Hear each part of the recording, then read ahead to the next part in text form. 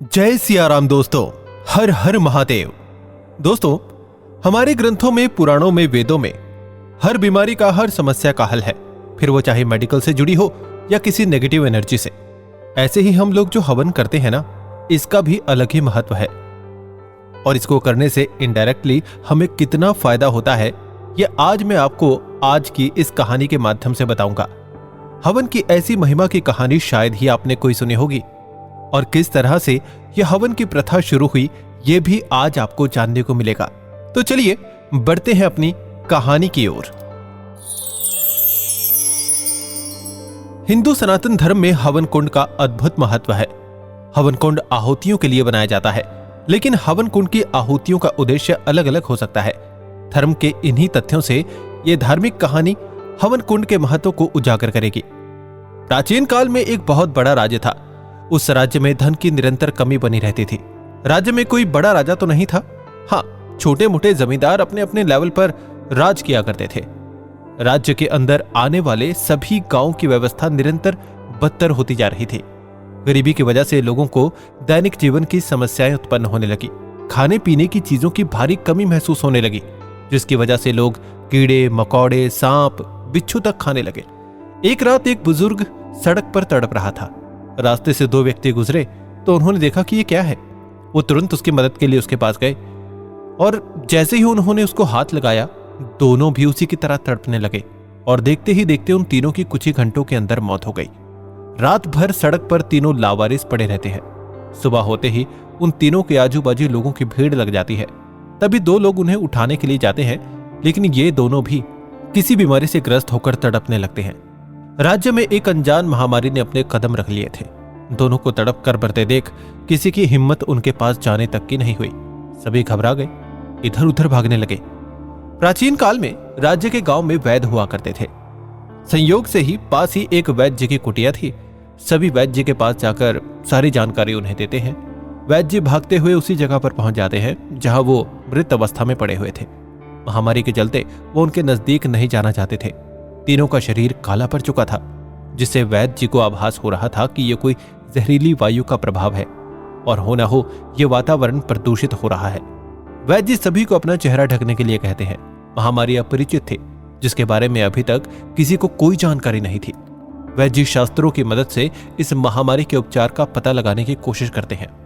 उन्हें शास्त्रों में एक जगह प्रदूषित वायु को शुद्ध करने के लिए हवन कुंड का जिक्र मिलता है, जिसमें बताया जाता है कि वायु में तरह तरह के विषाणु विद्यमान होते हैं, जिन्हें नष्ट करने के लिए विभिन्न प्रकार की लकड़ियों से हवन किया जाना होता है, जिसके प्रताप से वायु में उत्पन्न विष पृथक हो जाता है, यानी अलग हो जाता है और वायु दोबारा से निर्मल होने लगती है।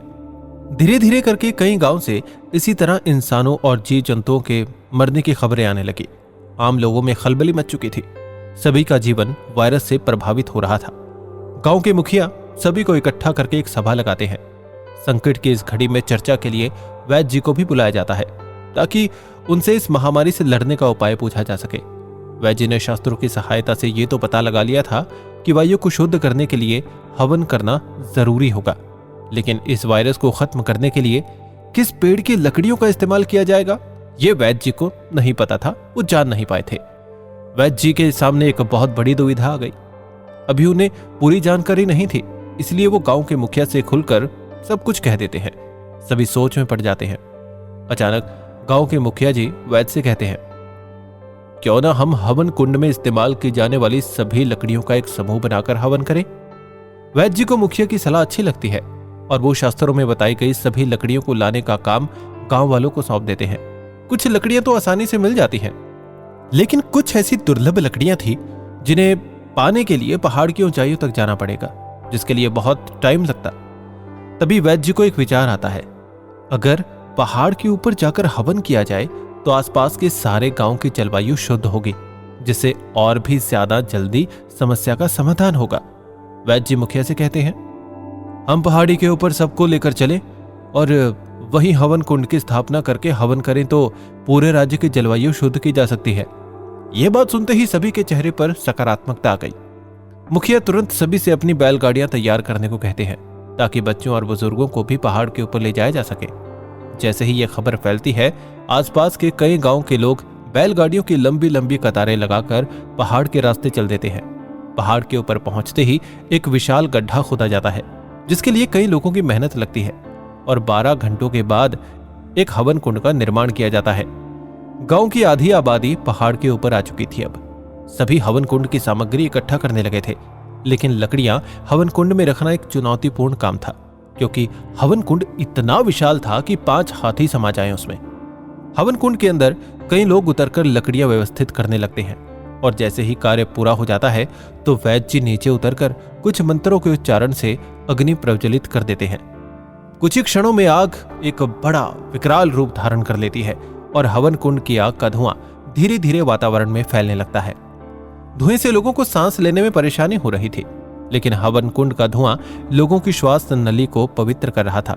इस हवन कुंड की आग कई दिनों तक धधकती रही, जिससे राज्य के सभी गांव से महामारी का वायरस नष्ट हो जाता है। इतने बड़े संकट से मुक्त होते ही गांव वालों के चेहरों में खुशी आ जाती है। लोगों के सर से मौत का खौफ खत्म हो जाता है। आज भी कई धार्मिक इतिहासों में आधुनिक बीमारियों से लड़ने की विधियां लिखी हुई हैं, सिर्फ सही समय पर उनका उपयोग करना सीखना बाकी है बस। हवन कुंड के प्रताप से सभी को नया जीवन प्राप्त हो चुका था। जीव जंतु और इंसान सभी खुलकर हवा में सांस ले पा रहे थे। इस घटना के बाद घर घर में हवन कुंड की स्थापना की गई, और आज भी घरों में रोजाना ये प्रथा चली आ रही है। तो दोस्तों, मैं उम्मीद करता हूं कि हवन कुंड की ये महिमा, इसके पीछे की साइंस और इसके पीछे के फैक्ट्स जानकर आपको काफी आश्चर्य भी हुआ होगा और खुशी भी हुई होगी कि हम इतनी बड़ी सभ्यता, इतनी बड़ी संस्कृति, इतने बड़े सनातन धर्म का हिस्सा है। तो इस वीडियो को जितना ज्यादा हो सके लोगों के पास पहुंचाइए, क्योंकि मेरा यह मानना है कि हमारी न्यू जनरेशन को ना इन सारी चीजों के बारे में पता होना चाहिए, ताकि उन्हें अलग से पूछने की जरूरत ना पड़े। इसीलिए कहा गया है, जितनी ज्यादा आपके पास जानकारी है, ज्ञान है, उसे बढ़ाइए। और ये YouTube प्लेटफॉर्म जो है, ये ऐसी चीजों को बढ़ावा देने के लिए बहुत अच्छी जगह है, तो इसका पूरा फायदा उठाइए। और अगर कुछ आप सजेशन हमारी आगे आने वाली वीडियोस के लिए देना चाहते हैं, तो वो भी आप मुझे कमेंट कर सकते हैं। तो मिलते हैं अगली वीडियो में। हमारे चैनल को सब्सक्राइब कीजिए। वीडियो अच्छी लगी हो तो इसे लाइक भी जरूर कर देना। मिलते हैं अगली वीडियो में, तब तक के लिए जय सिया राम, जय महाकाल।